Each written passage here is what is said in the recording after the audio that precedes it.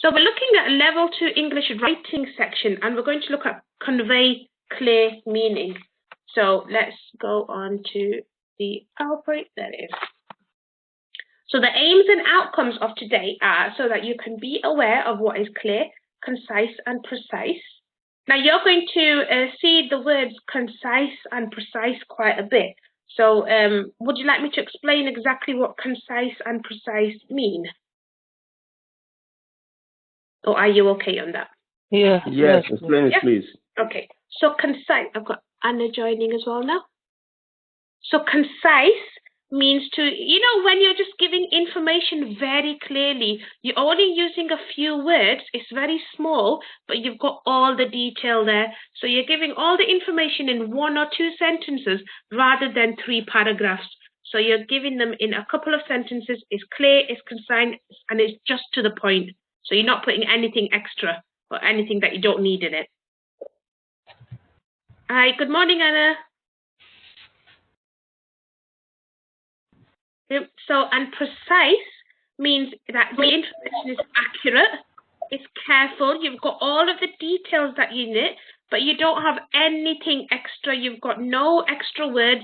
So things like, as a matter of fact, or what I mean is, or I'd like to explain, you don't have anything like that in it. Precise means just accurate and only the details that you need. Good morning, Anna. I can see that you're with us. Fantastic. So is that okay?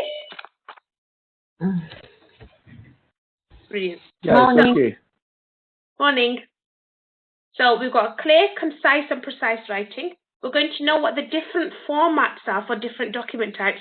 We've already looked at that already. What you did homework on that, how to sort out an email, how to put a letter down, how to write a report or a review.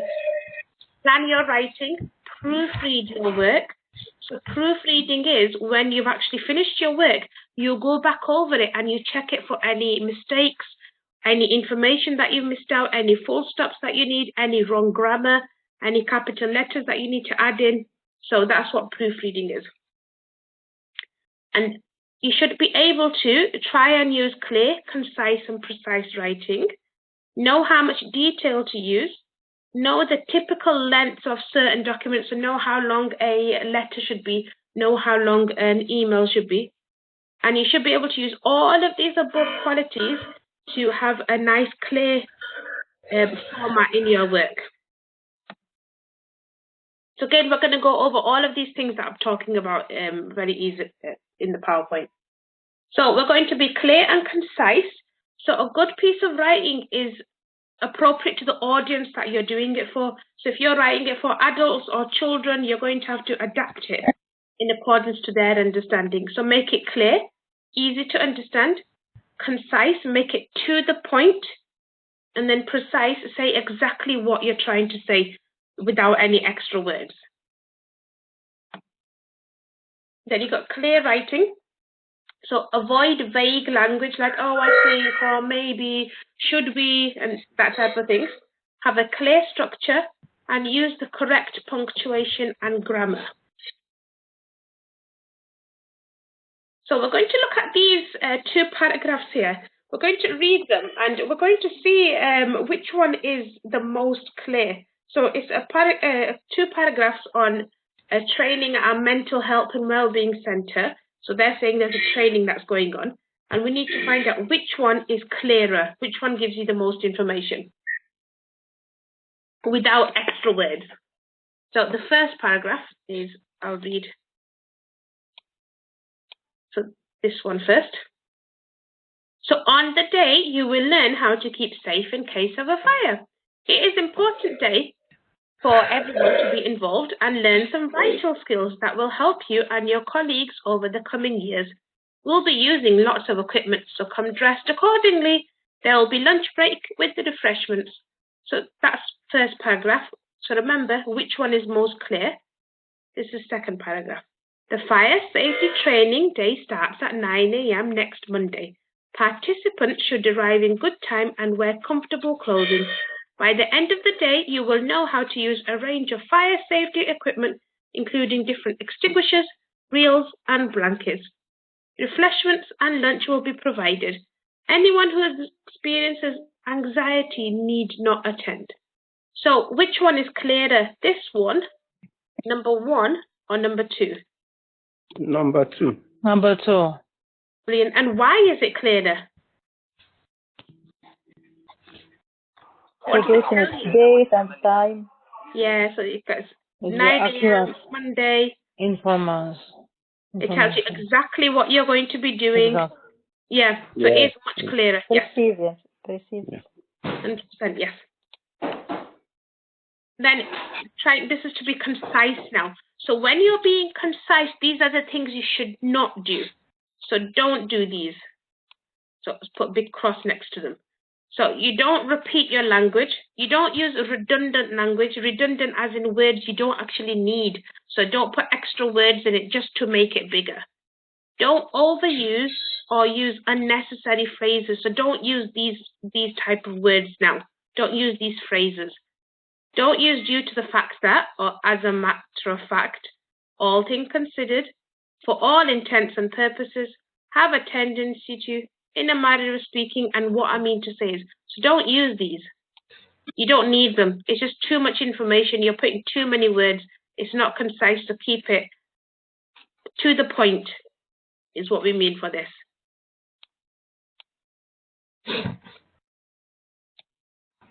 And then we're going to look at another paragraph about being concise. So first was clear, and the second one is concise. So remember, we don't want any extra words. We don't want things like what I mean is, or I mean to explain, or this is what we were talking about. None of that. So which one is more concise on here? So I'll read 1 and then 2. So 12 months ago, we invented a new groundbreaking way to make tinned food. It's completely revolutionary. As a matter of fact, lots of manufacturers wanted to use our idea, but we didn't know who to work with. We needed investment to take the method further. The project will reach its final completion next year when you'll be able to buy food made with our new method. So that's number 1. See which one is concise. This is number 2. A year ago, we invented a new time-saving way to make tinned food. It's revolutionary. Lots of manufacturers wanted to use our idea, but we didn't know who to work with. We needed investment to take the method further. When the project ends next year, you'll be able to buy food with our new method. So which one is concise, number 1 or number 2? 2. Yeah. You can even tell that just by the size. Yeah. Even by the size of it, you can tell it's concise. And number 1, it says a year, and we know 1 year is 12 months, so there was no need to put this 12 months ago in it. That's just extra that we do, with it. So it's just got too many things in it that we don't actually need to be put into it.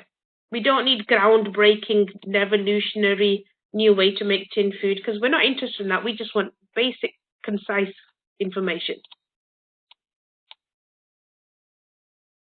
So, and now being precise. So again, for anyone that's joined a little bit later and you missed this, concise is to give information clearly in a few words. It's small, but it's got all the details there.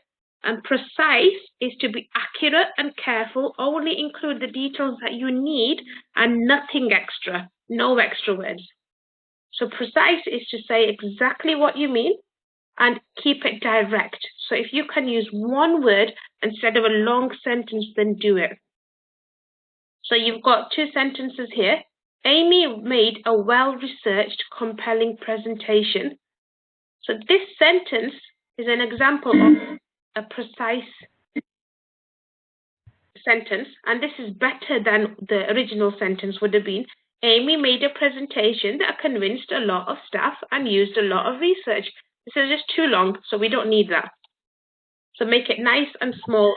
In one small sentence, you've got all the information there, telling us that she made a very good presentation, rather than telling us she convinced lots of staff and she used lots of research.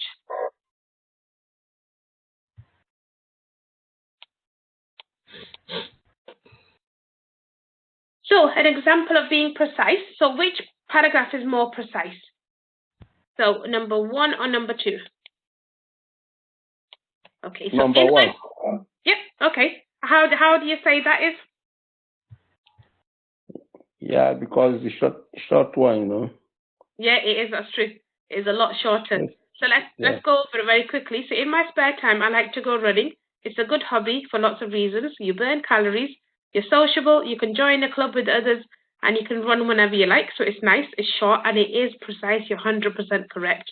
And then next one is in my spare time, I like to do some decent exercise. It's a good hobby for hundreds of reasons. You're active, you're fit, and it's just too much information here, isn't it? So yeah, straight away off the bat, you told me it's this because it's short and you can tell straight away. So let's go. Well done. So we're going to watch this video. When I tried playing it earlier, it wouldn't play, so hopefully it does. If not, I'm going to ask you to look at it in your own time. There is a mistake on when you're looking at it. There's an email that you do, and there's a mistake in it. See if you can spot it if the video plays. Oh. Also, again, I do apologize if you don't have audio. Please go back and look at it at that time. So it's 4 minutes long, so I'll get started now.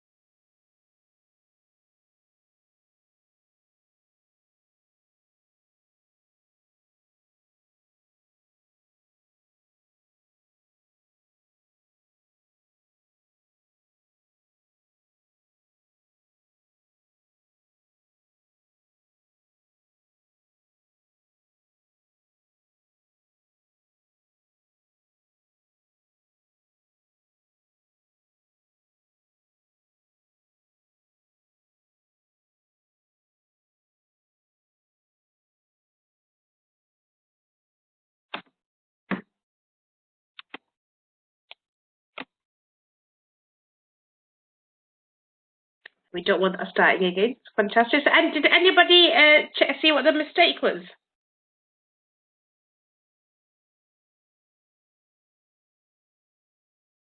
So it was flashed over quite quickly, but from the glimpse that I got on it, I'm thinking that it was where they signed off, because they addressed the person, like they would say, "Dear Mr. so on," but then at the end they didn't do a sincerely or anything, so they didn't sign off with the right type of because when you know somebody by name and you send an email, the good way to sign off is to say "yours sincerely" at the end of it. So I'm guessing it was that, but it did go so fast at that time.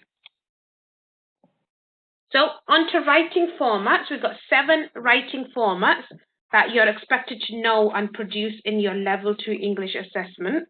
So you've got a report, an article, an email, so you might be a request for something or to apply for something or to complain about something. You'll have a letter or something similar to that, a review about a film or an album, an advert or a piece of promotional material like an advert style, or a manual like a recipe or instructions on how to make something. Now you won't be asked to do every single one of these. You'll probably just get asked to do 1 or 2 of these. So before writing, make sure that you plan everything thoroughly. Now, I do a lot of lesson plans and everything, but even before I start doing anything, I've got notebooks upon notebooks in front of me on my desk. I'm constantly writing notes and making sure that what I want to talk to you about, I've noted it down, I've highlighted it. So scan your brain for any ideas and write them down. And every ideas are actually welcome, so no idea is silly. At this point, you want to put down everything that you're thinking of. Then go on and select the best and most relevant ideas. And then number these ideas in the order you wish to write them down. So look at the structure of the work and number these in accordance to that. And then run through your plan again. Just see if anything can be added on. Do you need to take anything off? What can be improved? So you're going to decide what the purpose is and what the audience is for your writing. So if you're writing a report, it has something to do with informing and explaining. And it's normally just to either the general public or specific groups. Articles are to inform, explain, and persuade, and they're the same audience. Emails can be about complaining, requesting, advising, or persuading. Then you're getting like a specific individual or an organization where you're sending them an email. Letters are to complain, request, advise, and persuade, so same as emails. Then again, same sort of audience again. A review is to describe and explain. So you've got a general public or a specific group, someone, maybe people who like sci-fi, science fiction, or people who like horror movies. Adverts and promotional text are to persuade and inform. So this is to the general public or a particular group that might be interested in going on a holiday or something. And the manual is there to instruct.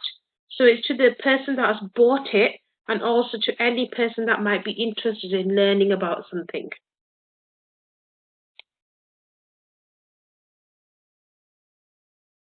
So can you all hear me okay? Yes. Yeah, fantastic. Yes. Get my brilliant. Okay. And then we've got to look at formats, details, and length. So when you're actually in for your assessment, you're not always going to be told what the length of your writing is. It's not going to be specified. Sometimes when you've sitting down for a test, you'll notice that there'll be a few lines there, and that will indicate that you need to put more detail in. But sometimes when you're doing electronic tests, so if you're doing it over the laptop or the PC, you might not have those lines there for you. So you've got to try and figure out what sort of length and detail. And the best thing to do is make sure you've got all the relevant information in it. And that is the best way to try and figure out what you're meant to be doing.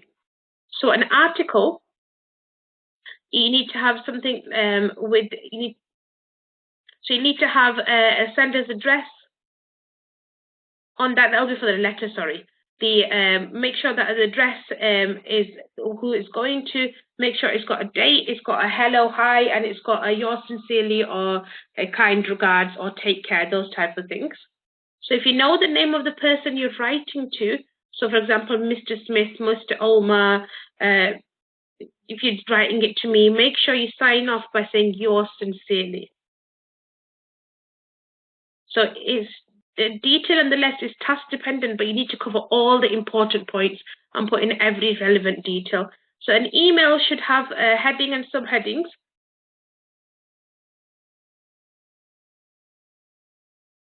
I was just thinking this has been put down wrong. Just hold on a moment. Let me just see if I can fix this. This is a letter. This is an article. So yeah, apologize for the layout on this. So an article should have a heading and subheading, and it might look like a newspaper headline. So it should be well organized and clear. This will be an email. So you need to have an email address, you need to have a subject heading, appropriate salutation like a hello, hi, and close it. You don't need to put the date on it because it'll be dated automatically by the browser, the software that you're actually using.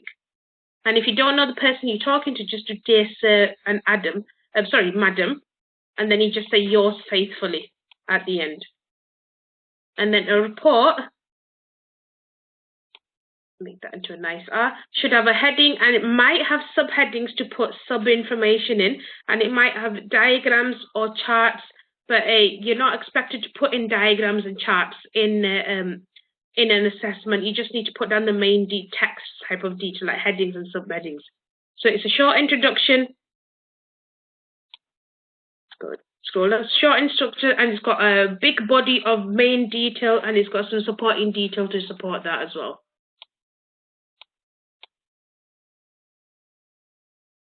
Then you've got a review. So you've got headings and subheadings. You've got extra information at the beginning or the end. So it'll probably tell you what sort of movie it is, how long it is, what sort of age rating it is. So it should be an overview with just relevant detail in it. Adverts or promotional materials like leaflets and newsletters and notices. Like, you know, if you ever got a bulletin board at work or in the doctors and they just got a little notice on there with some information on it, that's what we mean. So it's not as detailed, but it's just got the basic essential information. So if it's an event, you've got dates and times and a website and telephone numbers. Then a manual should be clear, spaced writing, bullet points or numbered lists, and step-by-step instructions. And sometimes in a manual, you'll have like a side box, a sidebar where it'll tell you what sort of tools you need or what's included in your packaging. So you've got to make sure that you put in all the key information, don't cut anything out, and also state the details, overstate them. Put too much details in because you need to make sure it's clarity. Where it says tighten screw, then you might want to do hand tighten screw until it's not loose, you know, that type of things. Or tighten screw with screwdriver. You know, just give extra information on there. And then structure. So what goes where? So when you've got a letter, you won't need a heading. So it just shows you what sort of things. So I'll pick a couple out so that, so for a letter, you most likely need an address, a sender's address, a date, an introduction, an ending, a hello, hi, see you later, goodbye, kind regards, yours sincerely, and clear paragraphs. For an email, you'll need a heading. You won't need a subheading. You'll need the addressee, who you're emailing it to. The sender's address or details and so on are probably done by the software, so you don't have to worry about that. Date is done by the software. And you just need the basic information, introduction, ending, and so on. And the newsletter will need a heading and a subheading, but it doesn't need anything to do with the person's details because it's vague. It's for people in general. It's not just addressed to me, you, or anyone else. So no address details. Sometimes you might need dates depending on when the event is taking place. But then again, introductions, endings, you don't need a hello, hi, or salutation, and you need clear paragraphs. So what goes where? So you've got, again, for a review, you'll need a heading. Sometimes you might need a subheading, But most of them you need introductions, endings, and clear paragraphs. Adverts, you won't need any of those. So that's just an idea of how to format your work, what sort of structure you should have in your work. So we're going on to achieving clear and concise writing. So how can you actually do this? Now, I talked about proofreading at the beginning when we mentioned it. So proofreading is quite important. So when you've written something, you need to make sure that you actually read through it. So I always say, if you're doing a test, exam, anything, make sure you set aside a few minutes to go over your work. Make sure you try and have that time there to do it, because it really does help you. And it can help you gain extra points within your test. If you've noticed a mistake and you go and fix it, then you know that it's not going to get penalized. So use this checklist whenever you're proofreading. Does the text, what you've written, address the task? Does it follow the question that they've asked you? Is the order of the information logical? Does it make sense? Is it easy to understand? Is it precise and concise, or have you put in too much extra information when you don't need to? Is there any language or any words that you can get rid of? If they're redundant, you don't actually need them to make, even if they're there or not there, what you've written will still make sense. So it's better to just not have them there.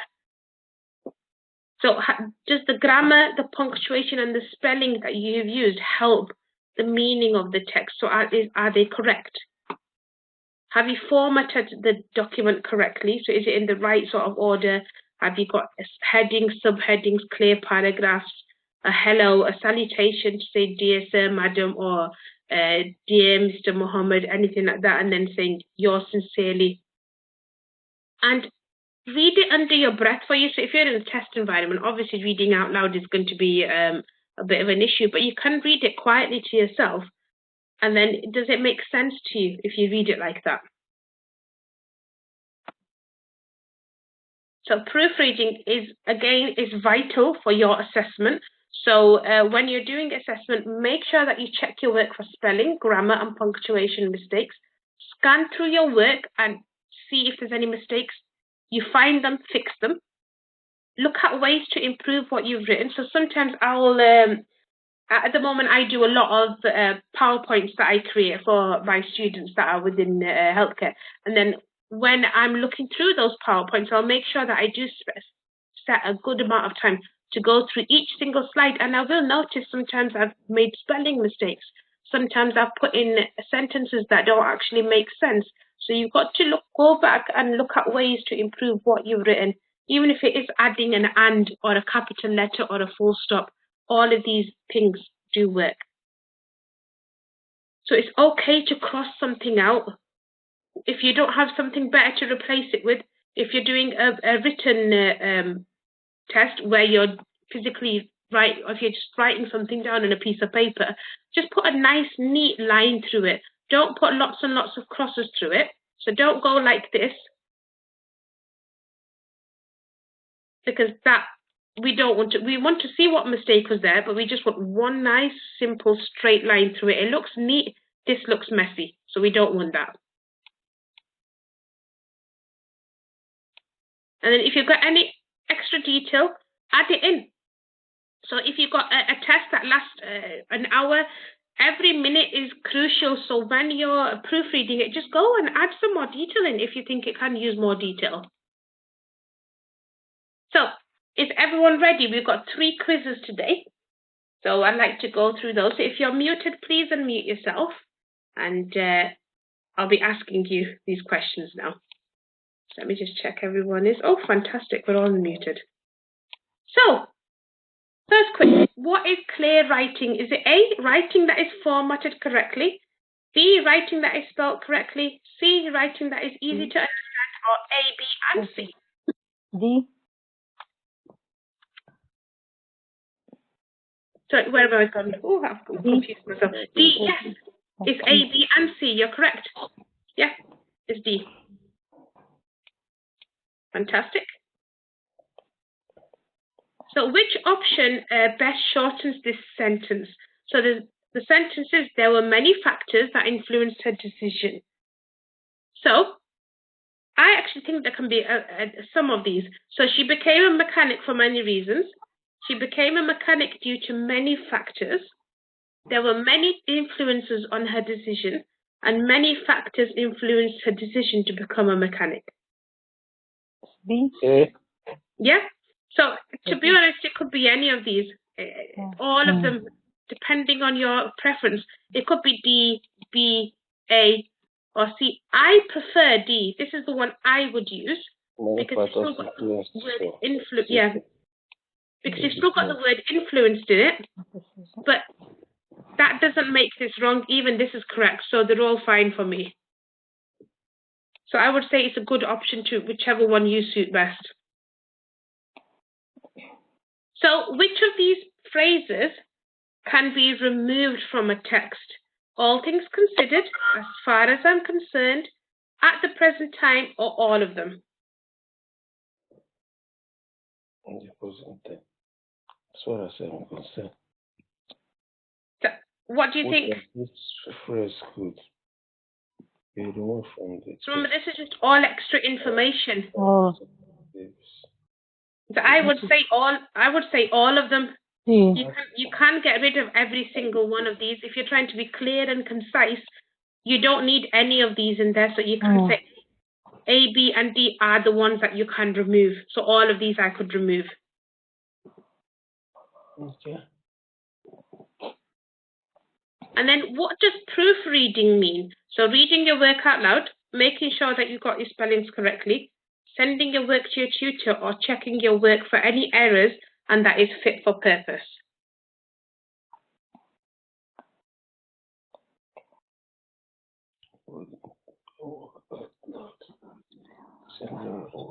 So when you're proofreading, when you're looking back on your work, you are Correcting your work. Yes, you're checking for errors. Well done, yes. So that's one quiz, and we're going to go on to do another one. Like I said, I'm going to be a little bit nasty to you guys today and give you 3 quizzes. So, another quiz. This one is about formatting. So, which of the texts must have a headline on here? So, you've got letters and articles, reports and letters, emails and letters, or articles and report. Not a heading, a headline. D. Yes. D. Well done. Yes, articles and reports will have a headline in them. So number 2, when you're writing a formal letter to Mr. Omar, what should you be close by? Remember, if you know their name, you should end it in a particular way. So yours truly. B. Yes. Just sincerely, yeah. Oh, it should be. So either yours truly, yours faithfully, yours sincerely, or kind regards. Sincerely. Sincerely. Yours sincerely. Yep, it can be yours sincerely, and it can also be yours faithfully. I mean, in a letter, they probably would say yours faithfully is a little bit better, but I do prefer yours sincerely a bit more. There you go. So, D. Oh dear, what am I doing? 3, I meant to say, not D. So, what is an addressee? Is it someone's address, your address, another word for the date or the person you're writing to?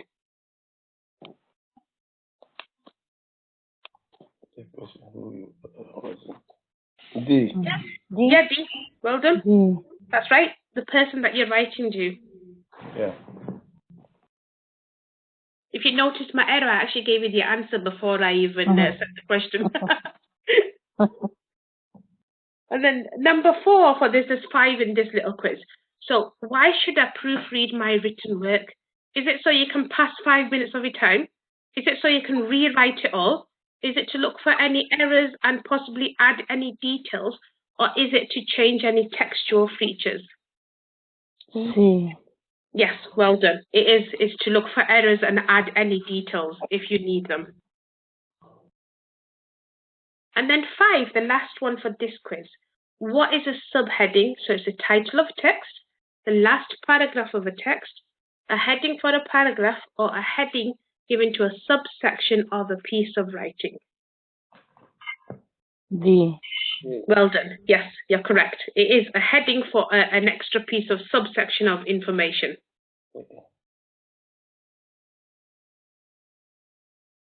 And now, this is about planning. So these are just like a yes or a no type of answers on here. So when planning, is it okay to write down your first thoughts? Yes, well done. It is. It's perfectly fine. There's nothing right or wrong with you writing them down. So what is the purpose of a manual? Is it to inform and explain, to describe and instruct, to explain, to instruct, to complain, persuade or request, or to persuade and inform? Instruction. Yes. Instruct. Definitely. And then what is the purpose of a report? So inform and explain, describe, instruct, complain, or persuade and inform. Inform and explain. Right. To inform. It's actually it's to describe and explain. So when you're doing a report, it's actually there to give you a description or an explanation of something. There you go. Okay. And then, now you'll notice that this question has been put down twice. So don't let it throw you off. So what is the purpose of an advert? Is it there to help you to inform or explain, to describe and explain, to instruct, to complain, request or persuade, or to persuade or give people information? Instruct. So if I read this little section here, adverts inform people of something, then persuade them to buy it. Right. Okay. So I would say First E. one, persuaded, perform. Yes, E. well, yes, E. So we're just going to pretend this isn't here. There you go. And then this question now, so what is the purpose of a letter? So when we're writing a letter, are we informing or explaining? Are we describing and explaining? Are we instructing? Are we complaining, requesting or persuading someone? Or are we trying to get information or persuade someone? Complain and request. Yes. D. Well done, yes. And then we've just got 1, 2, 3, 4 questions, and there's 10 in this section in total. So how much detail do you expect to see in a report? A full intro, a main body with evidence, a conclusion, or everything? Everything. Well done. It should have everything in there. So in a report, because it's quite detailed, you should have all of these details in.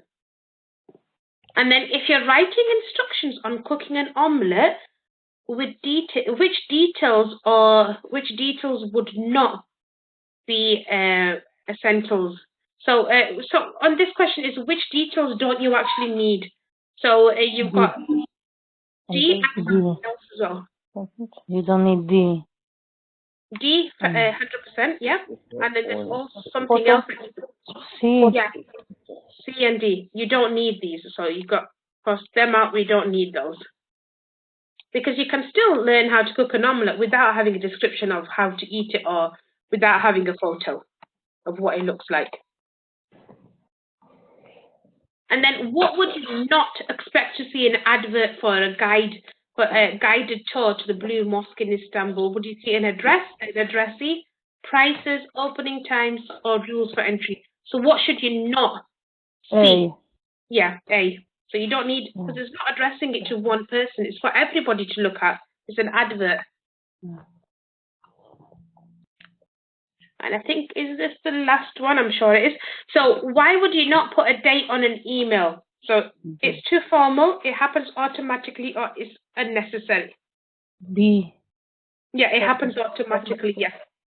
Because time and date is automatically stamped. So I sent all of you an email this morning. If you check it, it's got your homework on it. And it'll actually have the time and the date that I sent it on there. Yeah. So that's it. So that's fantastic. Now, what I want to do is just go over the homework with you and maybe just have a work on little bits together, just for one of the questions. So we're going to do a homework activity on formatting. So it's about letters and so on. So this top information tells you what a letter should have and what a letter should not have. So it's a nice idea to read through this. And then this is what a letter should look like. So it's telling you here, you've got the name and address of the person in this little box here. Then you've got your address. So when you're doing your name and address, I just want to read this information here because it'll help you when in your test. So don't write your name and address above. Don't write your name above your address. Sorry. So you don't need to put your name here. Okay?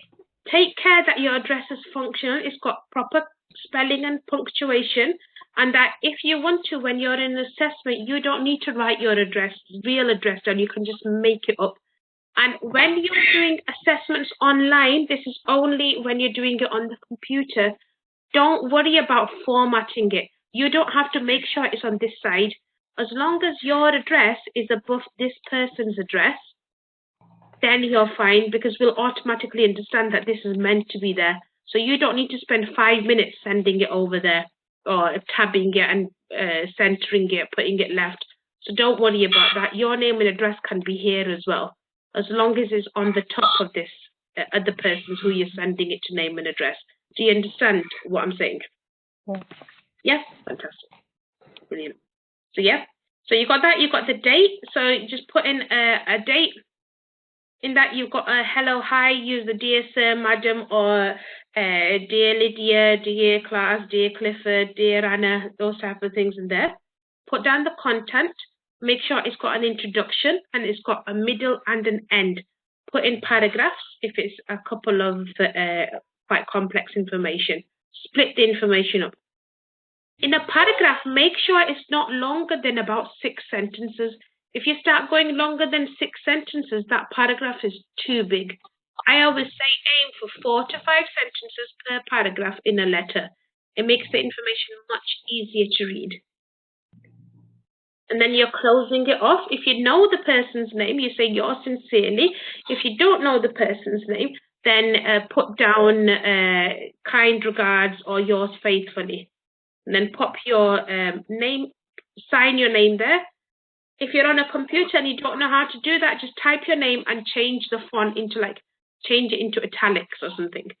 And then you need to print your name there.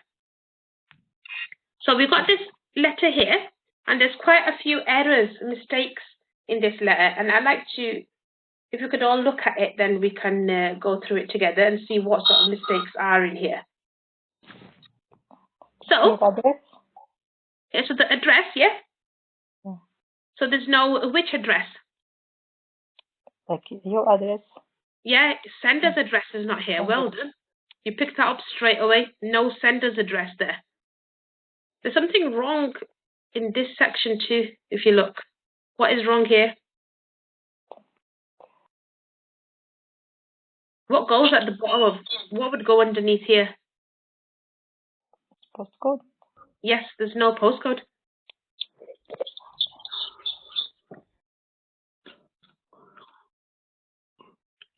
I can't even write that, but yeah, it's meant to be no postcode, yeah. So then you, and then, yeah, what's wrong with the date, you were saying? Year, New Year. Yeah, no year, exactly. So there's no year on here. So it's not formatted correctly. And then you've got dear sir, madam, and then you've got all the information underneath there. So, dear sir, madam, I am writing to apply for the job of sales assistant. I understand that you currently have vacancies for this role. I currently work as a sales assistant at Outdoors & Co., which sells sport equipment, and I have been working here for 2 years, but I am looking for work in a town centre location, which is why I am especially interested in your company. Then they go on to say, I have previous retail experience suiting to this role, and I strongly believe that the sales knowledge and skills I have learnt during this time make me an excellent candidate for this position. I also have a level 2 NVQ in retail skills. At Outdoors & Co., my day-to-day tasks include serving customers, answering queries, replenishing stock, and keeping the shop tidy. I'm also confident at handling money and I fully understand the importance of delivering the highest standards in customer service and working in a team. I'm almost done. Then I am a friendly and outgoing person, and I have been able to deal with problems and use initiatives in difficult situations. So I believe that my retail experience, together with my interest in sport, would make me an asset to your team. Then there's two things wrong here. There's something that should be here. What should be underneath this paragraph? Conclusion. Yes, well done. There should be a conclusion here. So there's no conclusion there. And then there's something wrong here. Sincerely. Yes. What's wrong with sincerely? Why is that wrong? Yours faithfully. Yeah. Because of this, Exactly. Well done. That's fantastic. So, you know, I'm smiling from side to side now. I'm really happy with the responses that I'm getting from everyone. So seriously, if we were in a class right now, I'd be patting you on the back. It's wonderful. So yeah, if you've got dear sir, madam, you don't do yours sincerely. You do a different one. So well done. You're going to fly through these tests, all of you. So well done. So yeah, you just so write down what the mistakes are in these sections here. So there's no postcode, there's no sender's address, there's no conclusion, the date, no year, well done, and then also that the salutation, yours sincerely, doesn't match, dear sir, madam. And then you're just going to go on to the next activity, where it just asks you a couple of questions. What salutation would you put down? What close would you put down?